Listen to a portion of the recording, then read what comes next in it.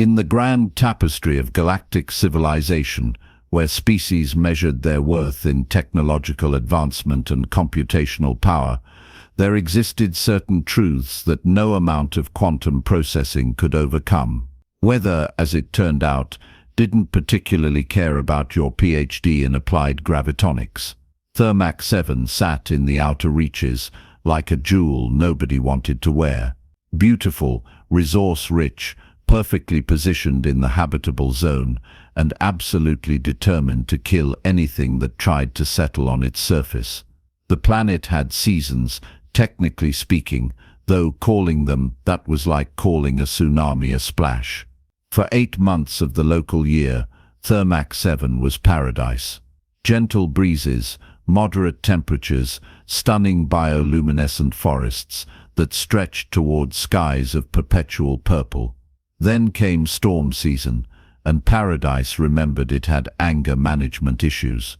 The storms weren't just weather systems, they were atmospheric temper tantrums, cyclones that could peel duralloy plating off starship hulls, winds that turned precipitation into horizontal bullets. They'd destroyed 17 attempted colonies in the past 40 years. 17 different species, 17 different approaches, 17 identical results of twisted metal and abandoned dreams. But the Galactic Expansion Initiative never learned. Bless their optimistic little hearts. They kept sending expeditions, kept insisting that this time, this planet would bend the knee to superior technology. This time would be different. Narrator's note, it would be different, just not in the way they expected. The research expedition to Thermax 7 represented the best the galaxy had to offer, which was either impressive or deeply concerning depending on your perspective.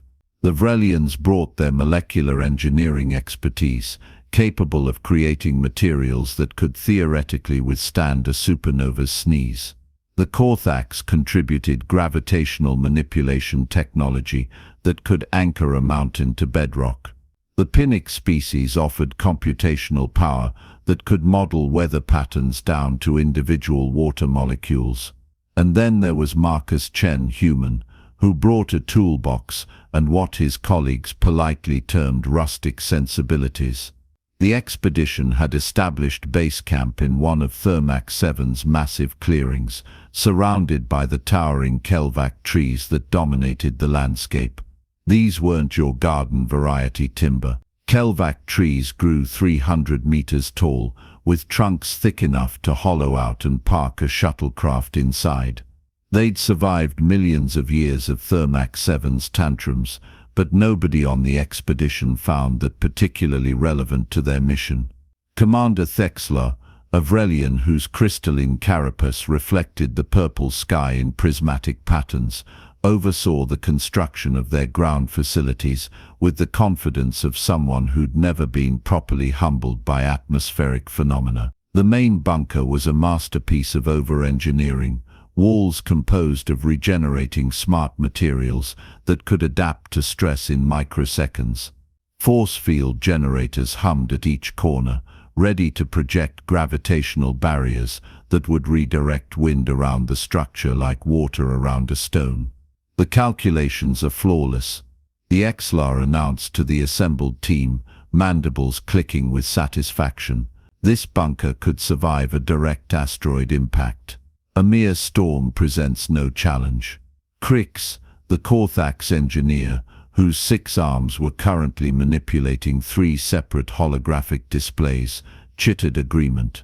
The gravitic anchors extend 40 meters into bedrock. We could tether a black hole with these systems, theoretically. The storm will be an inconvenience at worst. Marcus, sitting on a supply crate and whittling a piece of local wood with a knife that would have looked primitive in Earth's Bronze Age, said nothing. He'd learned that trying to contribute to these discussions resulted in polite nods and subtle subject changes. Humans were the new kids in galactic civilization, tolerated more than respected, their technology centuries behind the established powers.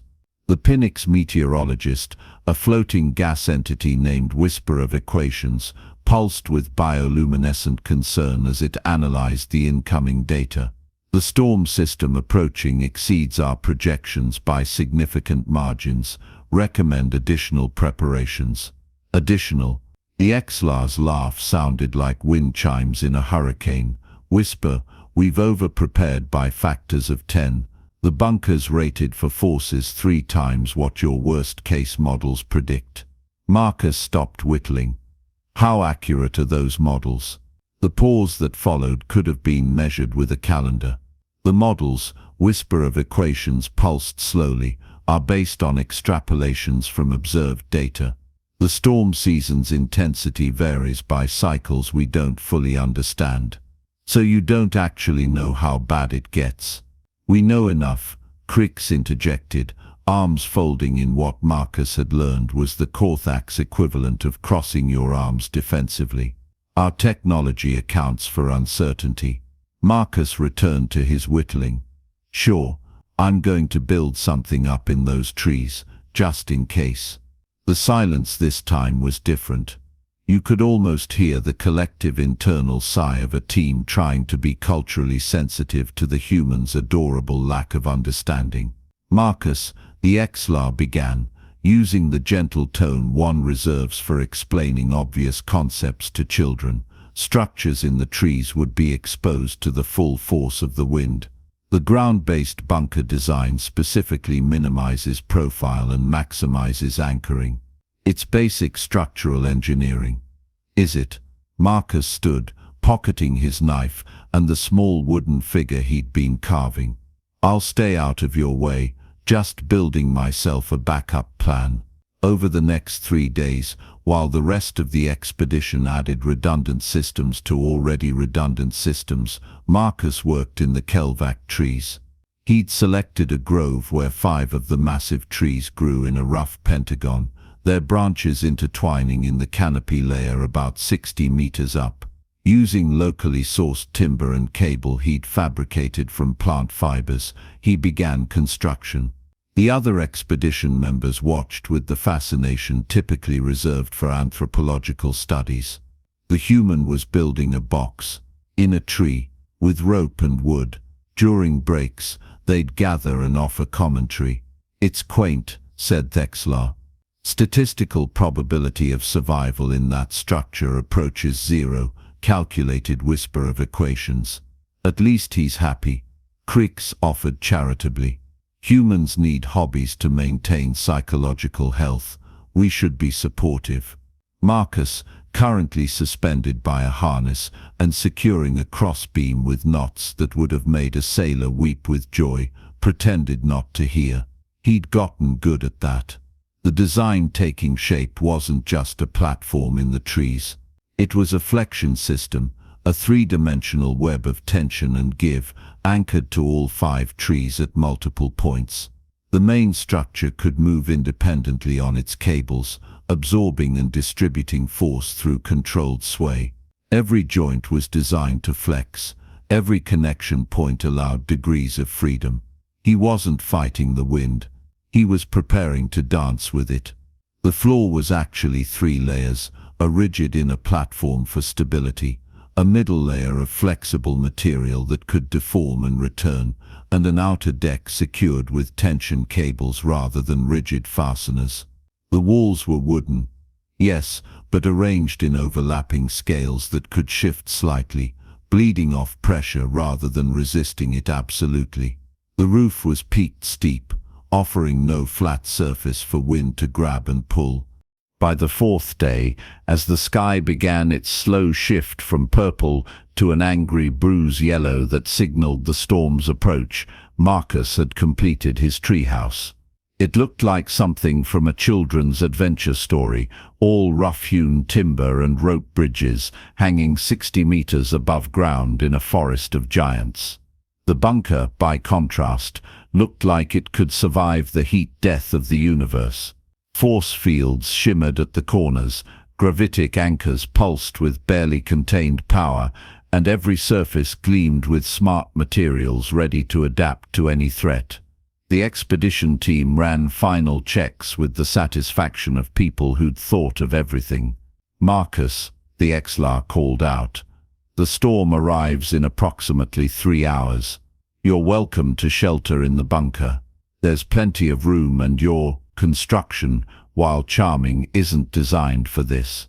Marcus, securing the last of his supplies in the treehouse, looked down at the bunker. All that technology, all that certainty, all that faith in fighting nature with bigger hammers. "Appreciate it, Commander. I'm good up here, but the offer goes both ways. If things get hairy, I've got rope ladders deployed. Just climb."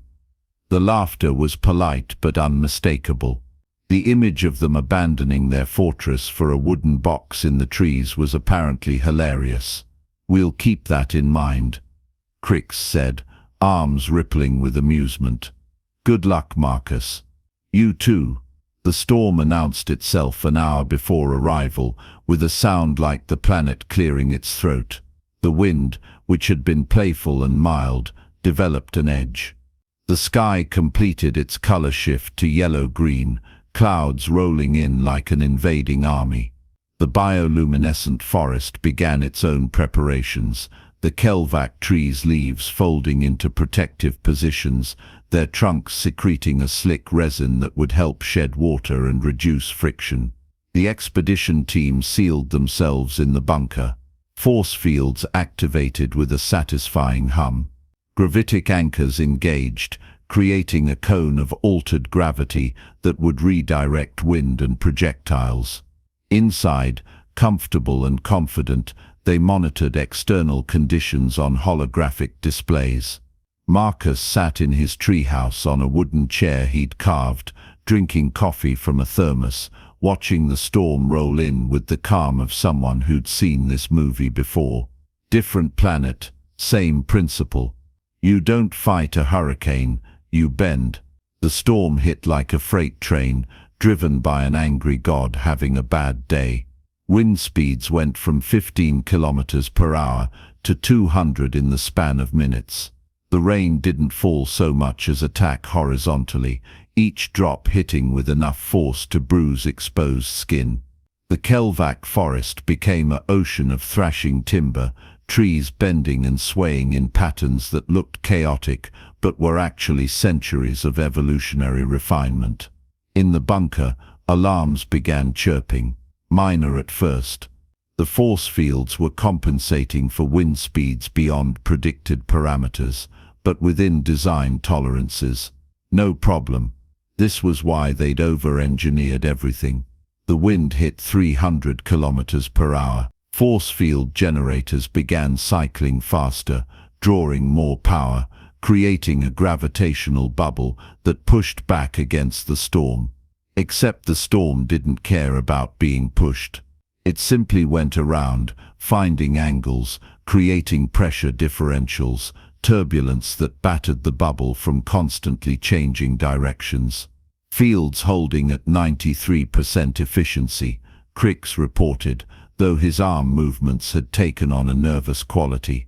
"Well within acceptable parameters." The XLR nodded, mandibles tight.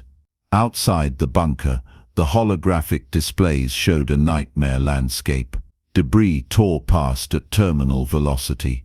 Smaller trees that weren't Kelvacs had been ripped from the ground entirely.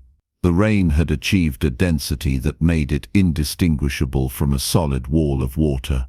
400 kilometers per hour. The first force field generator exploded. Not a catastrophic failure, just an overload. Systems pushed beyond their thermal limits. The gravitational bubble collapsed on one side, and suddenly the bunker felt the storm's full attention. Wind hit the exposed wall with focused fury. The smart materials stiffened, molecular bonds reinforcing, adapting to the stress, which would have been fine if the wind was constant. But it wasn't. It gusted, pulsed, attacked from shifting angles. The smart materials kept adapting, kept stiffening, kept trying to resist. The ground, soft from 8 months of gentle weather and now saturated with rain, began to shift. The gravitic anchors, Those beautiful pieces of technology that could theoretically tether mountains were anchored to bedrock that was starting to lose its structural cohesion. Water found gaps. Pressure found weaknesses. The anchors held, but the ground around them began to fail. We're experiencing foundation instability. Whisper of equations announced, pulsing with what might have been fear or excitement. Hard to tell with gas entities. The bunker is shifting 0.03 degrees. Compensate with gravitic anchors. The XLR ordered. They compensated. The anchors pulled harder, creating stronger gravitational bonds with bedrock, which worked, except now they were pulling so hard they were creating new stress fractures in the stone. The bunker stopped shifting, but the ground's structural integrity was being destroyed by their own safety systems. 500 kilometers per hour. The second force field generator died. Then the third. The smart materials were adapting so rapidly they were generating heat, the molecular bonds cycling so fast they were approaching their fatigue limits. A wall section cracked. Not badly, just a small fracture, but in that fracture was a truth no one wanted to acknowledge: the bunker was losing. Meanwhile, 60 meters above the ground, Marcus's treehouse was having the time of its life. The Kelvac trees bent like dancers, trunks flexing in ways that should have been impossible for wood, their evolved flexibility allowing them to shed the wind's force rather than resist it. The treehouse, anchored to all 5 trees at multiple points, moved with them. It swayed, tilted, pitched in ways that would have induced nausea if Marcus wasn't braced in his chair with a harness. But it moved. The floor's 3-layer system allowed the structure to deform and return. The wall's overlapping scales let pressure bleed through rather than build up. The rope and cable network constantly redistributed tension, no single point bearing too much load. It wasn't comfortable. It sure wasn't calm. But Marcus had weathered a typhoon in Indonesia once in a similarly designed structure. Same principle: flexibility over rigidity, adaptation over resistance, working with nature instead of trying to dominate it. His coffee had gone cold and spilled 10 minutes into the storm, but that was about the worst of his problems. Down in the bunker, problems were multiplying like rabbits with espresso habits. Another wall crack appeared. The foundation had shifted another 2 degrees, which doesn't sound like much until you realize the entire structure was now experiencing uneven loading. The gravitic anchors were screaming, power consumption redlining, pulling so hard against compromised bedrock that they were essentially digging their own graves. "Commander," Creek said, all 6 arms working frantically across displays trying to balance systems that were eating themselves, "we need to consider evacuation protocols." "Evacuate to where?" the XLR demanded. "The storm makes external movement impossible." Whisper of equations pulsed rapidly. "The human structure remains intact according to external sensors." Everyone stopped.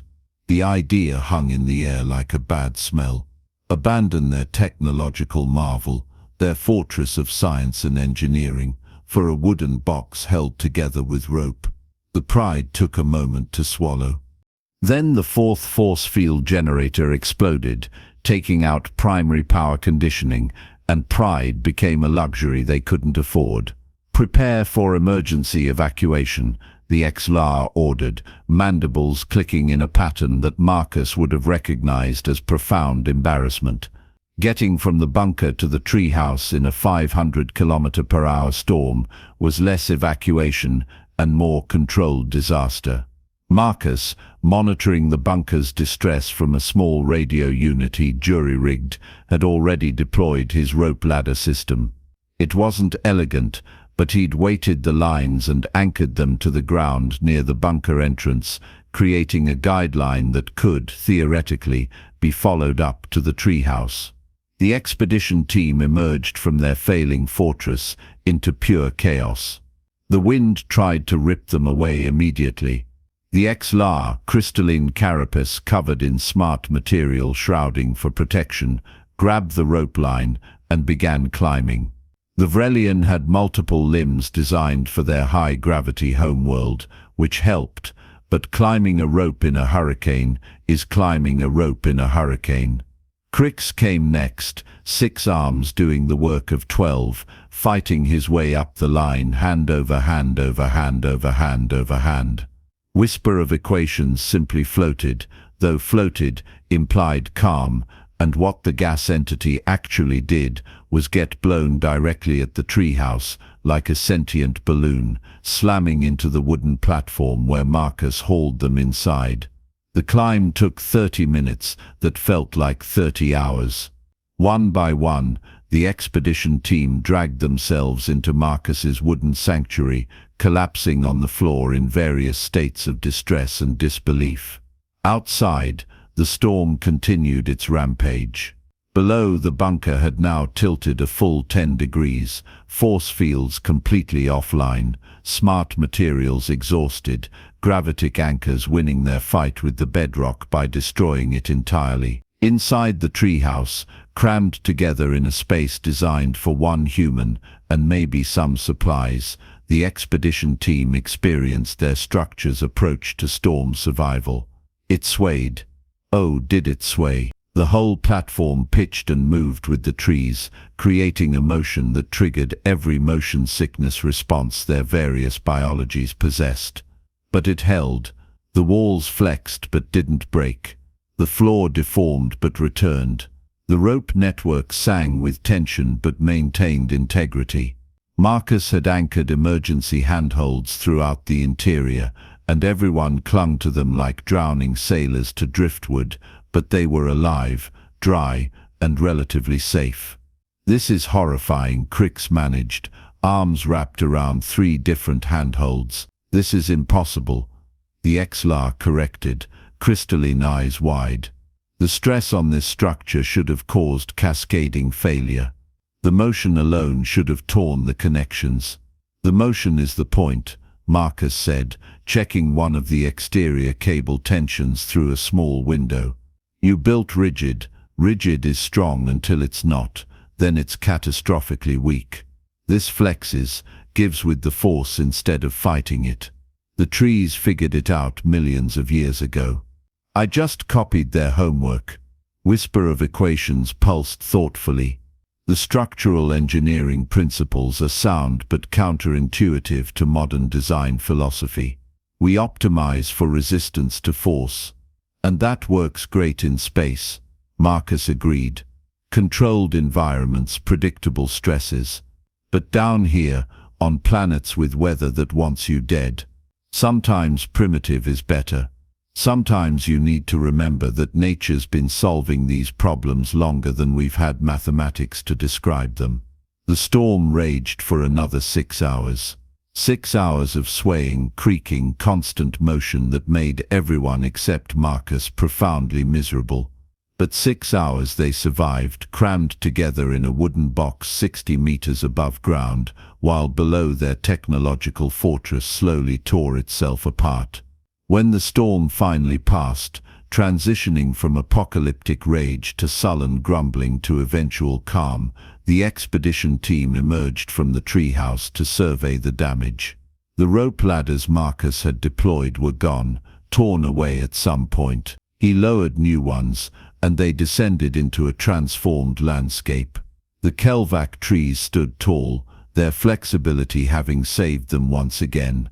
Smaller vegetation was gone, scoured away, and in the clearing where the bunker had stood proud with all its force fields and smart materials and gravitic anchors, there was now a tilted, cracked, partially buried wreck that had cost approximately 40 million credits. The treehouse, which had cost Marcus about 300 credits in materials and 4 days of labor, swayed gently in the post-storm breeze, completely intact except for some cosmetic damage to one wall panel. Nobody spoke for a long moment. They stood in the clearing, looking between the ruins of cutting-edge technology and the wooden structure that had saved their lives. Well, the XLR finally said, mandibles clicking in the pattern Marcus had learned meant profound cognitive dissonance. That's going in the report. The expansion initiative is going to love this. Creeks added. We'll have to completely revise colonial structure protocols, factor in flexibility coefficients, adaptive engineering principles, biomimetic design considerations. Or, Marcus suggested, pulling out his carving knife and finding a nice piece of storm-fallen timber, you could just build tree houses. They're not complicated. Humans figured them out when we were still deciding whether fire was a good idea. Whisper of equations pulsed with what might have been amusement. The irony is significant. The newest species in galactic civilization teaches the established powers a lesson using construction techniques older than recorded history. Not a lesson, Marcus corrected, beginning to carve. Just a reminder, being advanced doesn't mean being better. Sometimes it just means being complicated. And complicated fails in complicated ways. Simple just bends and keeps working. The expedition spent another 2 weeks on Thermax 7, partially because they needed to study the storm's effects, but mostly because they needed to salvage what they could from the bunker and repair their wounded pride. During that time, Marcus built 3 more tree houses, providing detailed plans and guidance to a team that gradually shifted from seeing him as the primitive human to seeing him as the guy who'd saved their lives with rope and wood. The report they filed with the Galactic Expansion Initiative was a masterpiece of scientific understatement. It detailed the storm, the bunker failure, the treehouse survival, and recommended a complete reassessment of colonial engineering priorities for high-wind environments. It did not include the phrase "the human was right, and we were catastrophically wrong," but anyone reading between the lines could see it waving from every paragraph. Back at Expansion Initiative headquarters, a committee reviewed the findings with the enthusiasm typically reserved for admitting fundamental errors. They approved a new research division focused on biomimetic structural engineering, allocated funding for study of primitive construction techniques, and quietly updated all Thermax 7 documentation to note that ground-based bunker designs were unsuitable for storm season. They also, though this never made it into official records, sent Marcus a case of Earth whiskey and a note that read simply "Point taken." Well done, Marcus, still on Thermax 7 and currently expanding his treehouse network because the expedition had decided to extend their stay, received the package and smiled. He poured himself a drink, sat in his wooden chair 60 meters up in the trees, and watched the purple sky shift through its evening colors. Somewhere below, Thexlar was attempting to build a treehouse using Vrelian engineering principles, which mostly meant the structure had 17 redundant support systems and enough monitoring sensors to detect stress on individual fibers. It was peak Vrelian over-engineering, but at least they were building up instead of down. Progress came in strange forms sometimes. Marcus raised his glass to the Kelvac trees, those ancient survivors who'd been weathering storms since before any spacefaring species had looked up at stars and wondered what was out there. They'd figured out the secret millions of years ago: don't fight the storm, bend with it, and when morning comes you'll still be standing. It wasn't a complicated lesson, but then again, the best ones rarely were. He drank his whiskey, carved his wood, and waited for the next storm to prove the point all over again. Because there would be a next storm. This was Thermax 7. The planet came with weather that made hurricanes look like gentle breezes, ecosystems that had adapted over eons, and now, finally, structures built by species smart enough to copy nature's homework instead of trying to rewrite it. The galaxy was vast, full of wonders and technologies that bent physics into pretzels, civilizations rose on the backs of quantum computing and gravitational manipulation and force fields that could stop explosions cold. But when the wind blew hard enough, when nature reminded everyone that it had been here first and would be here last, sometimes the answer wasn't more technology. Sometimes it was just rope wood and the willingness to sway. The treehouse creaked gently in the evening breeze, a sound like contentment, and Marcus smiled. Tomorrow he'd teach Creaks how to tie a proper bowline knot. The Corthax engineer had 14 attempts so far, and all 14 had been structurally sound but unnecessarily complicated. Give him another week, and he'd probably design a molecular bonding slipknot that could only be untied using a quantum key. But hey, at least he was learning.